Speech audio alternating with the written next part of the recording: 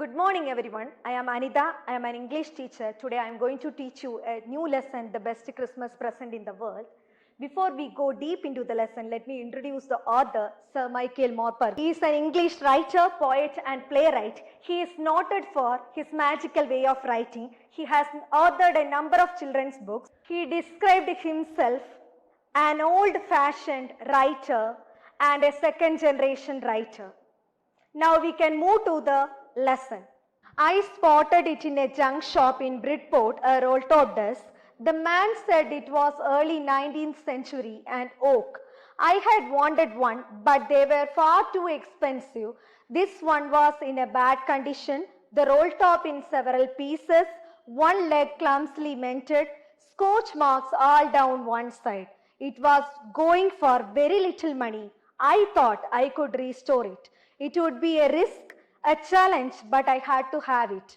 I paid the man and brought it back to my workroom at the back of the garage. I began work on it on Christmas Eve.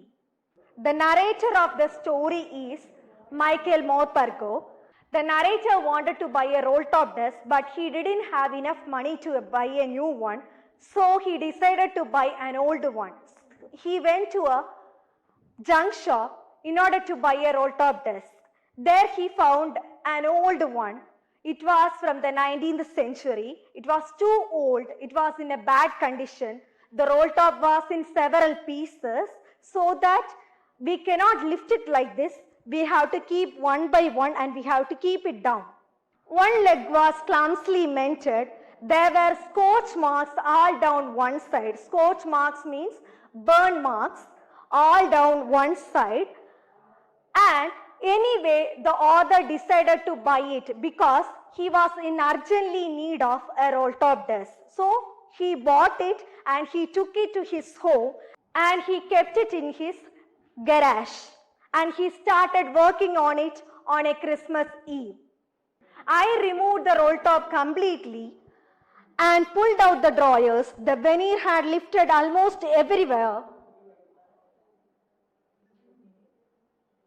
It looked like water damage to me. Both fire and water had taken clearly their toll on this desk. The last drawer was stuck fast. I tried all I could to ease it out gently. I struck it sharply with the side of my fist and the drawer flew open to reveal a shallow space underneath, a secret drawer. There was something in there.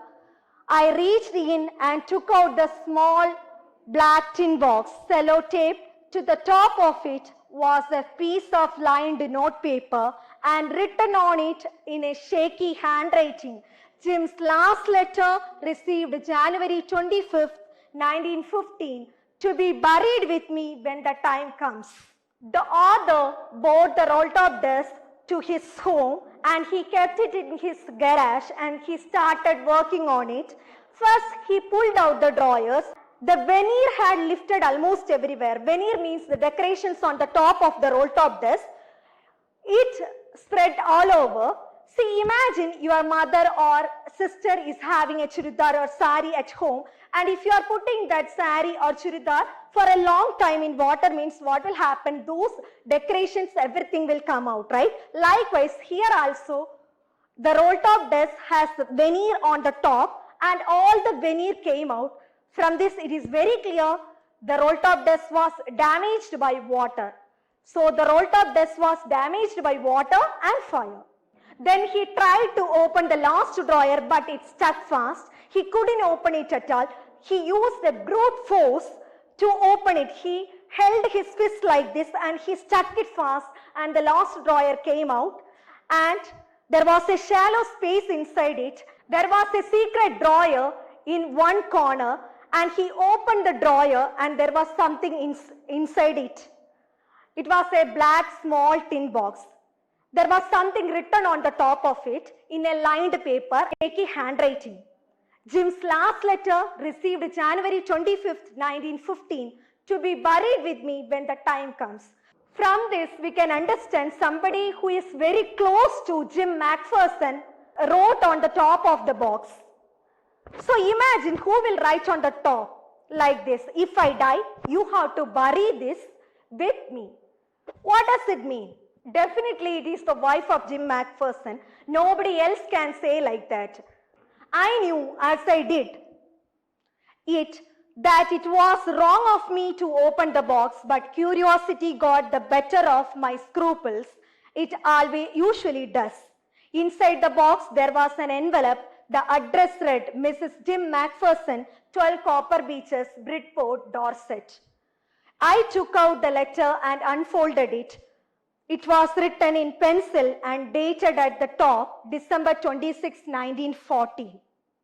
The narrator had a dilemma in his mind whether to open the box or not to open the box. Finally, he decided to open the box and read the letter. Inside the box, there was an envelope. The address read Mrs. Jim McPherson, 12 Copper Beeches, Bridport, Dorset.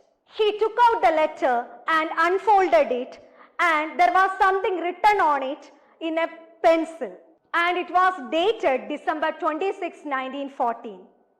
So from this it is very clear Jim McPherson, he has written the letter to his wife Connie, and he has written the letter on December 26, 1914.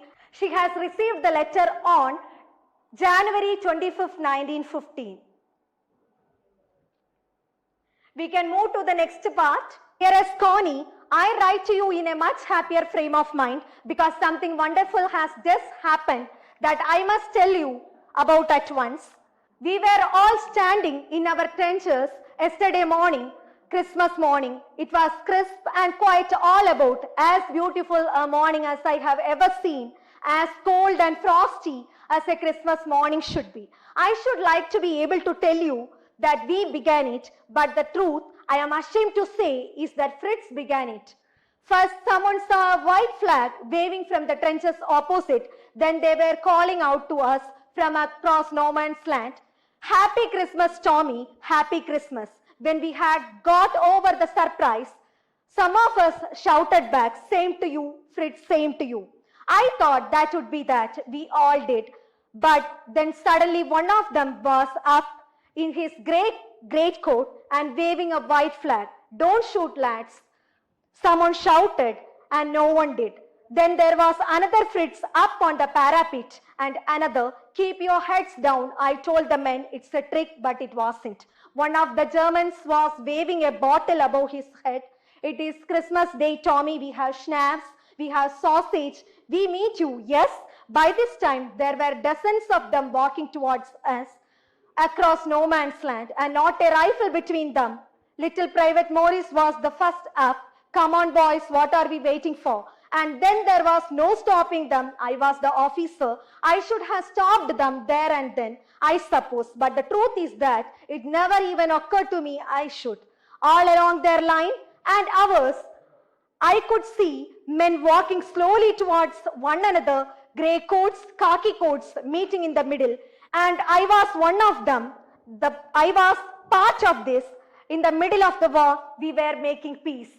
The narrator opened the letter out of curiosity, and there was written like this: "Dearest Connie," and from that we can understand he is very lovable towards his wife. Jim McPherson was very happy while writing the letter, and he wanted to share the happiness with his wife.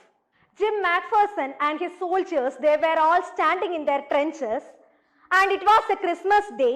It was as perfect as the Christmas morning should be.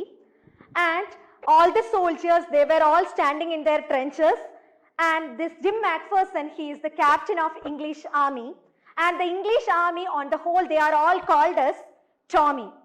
The another side, the German soldiers, they were all hiding themselves in the trenches. Suddenly, Jim McPherson could see a white flag moving on the other side of the trench, and he thought it's a trick from the German army, and he said to his soldiers, "Be cautious." But it wasn't a trick, and he could see the German soldiers, they were moving forward and they were coming towards the no man's land, and they were all in a happy mood, and somebody from the German army shouted in a louder voice, "Happy Christmas, Tommy, Happy Christmas." And somebody from the side of the English army also shouted back, Same to you, same to you. Again, the soldiers from the German army side, they waved a white flag, and Jim McPherson said it's a trick from the German army, but actually it wasn't. Suddenly, Jim McPherson could see a German soldier was waving a bottle above his head, and he shouted, "This is Christmas Day and we can all enjoy. You come forward and we can enjoy." And the little Private Morris from the British Army, he stood up and he called all the others to join him. And all of them moved forward, and Jim McPherson, he didn't stop them at all. And he was the one who was moving forward along with them, and they started enjoying the Christmas by sharing schnapps and sausages. Thank you. Have a nice day.